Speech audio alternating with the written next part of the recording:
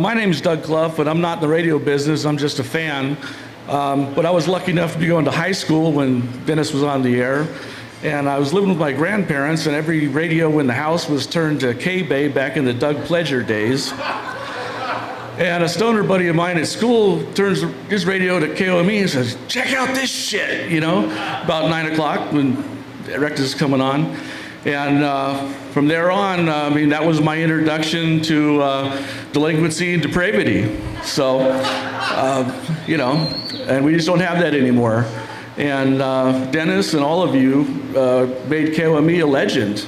And wherever you go, you can almost always find somebody who knows of KOME. And, it's too bad we don't have someone like him today or have him still around. And even the trouble he got in while he was on and off the air was, the way things are now, you'd never be on the air like that, and he probably wouldn't get on the air again. So I guess we were all blessed in order to experience that. I never met Dennis Netto, but I did meet Dennis Erectus. I had the pleasure of winning a ticket to one of his live shows at one of the clubs downtown. And the best part I remember was people going up on stage to be whipped by an S&M mistress for AC/DC tickets. Unfortunately, I didn't win the tickets, but I did get a hat. Somewhere it's probably still around. I think it's signed, "Fuck you, Dennis Erectus." And my sister-in-law used to mail in for stickers, and he would sign "Eat Me" and sign them and things like that. I don't think he ever signed a regular autograph. But, it was just all part of the legend. So thanks for inviting me. I know the reunion thing I read about on the internet, and it was all for, just the guys in the business, but I'm really glad that Jonah let a few fans come today, like me. And I guess as Dennis would say, thank you for coming, or however you reacted.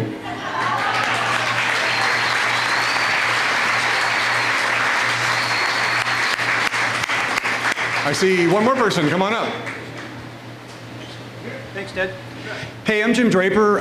Just a really quick early anecdote of Dennis. Les Honig and I were at San Francisco State, and that's where I first met Dennis. And once I was let on the air, you can tell I have a great radio voice now, but once I got an air shift, I thought, great, I'm going to go down to the station tonight, see who's there. And there was Dennis on the air, and I hadn't met him before, and I walked in, and he gave me a friendly wave, say, "Hey, come on in here." And I said, "Oh, great, maybe I want to get a little information here, education on radio." And he had me sit down and read Berkeley Barb ads on the air, which went over very well. So, and another quick memory, the first time I ever saw the Tubes was with Dennis. So it's kind of cathartic, great memories to think about him and hear everybody's great memories of him. Thank you very much.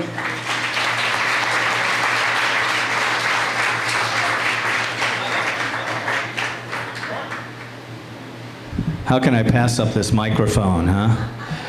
Dennis Netto. Man, I worked with Dennis from 1979 to 1984. I'm Mark Fenichel. Sales representative, account executive for KOME.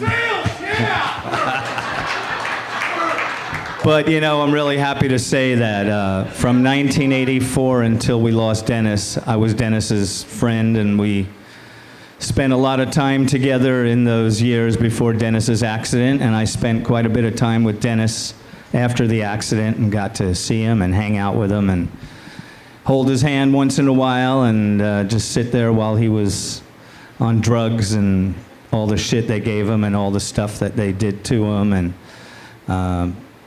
but it was great to always be there with Dennis and know Dennis and love him. And I have a song I want to do for Dennis.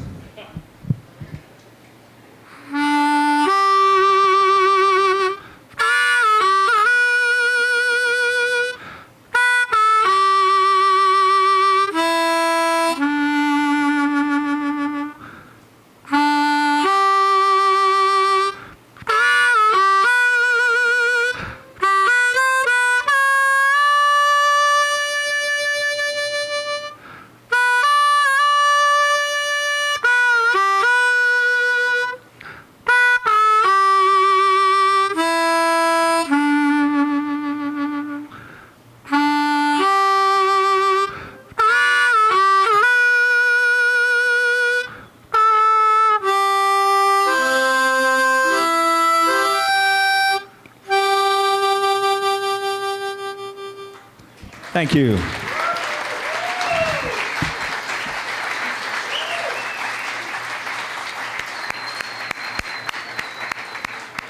Mark came up to me earlier this afternoon and said, accordion or harmonica? I said harmonica. I see no other hands. Jonah, I'd like to turn this over to you right now. Jonah Dens Hamilton.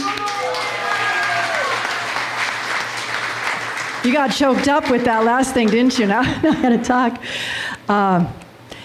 You know, doing all the work on this for the last couple of months, actually, I had to resign myself to the fact that Dennis is not coming back. And it just seems like, you know, we're doing this party, and he's going to be there. It feels more like a party. And it is kind of his birthday party because his birthday was the other day. And I'm just really glad that you all showed up to honor Dennis today.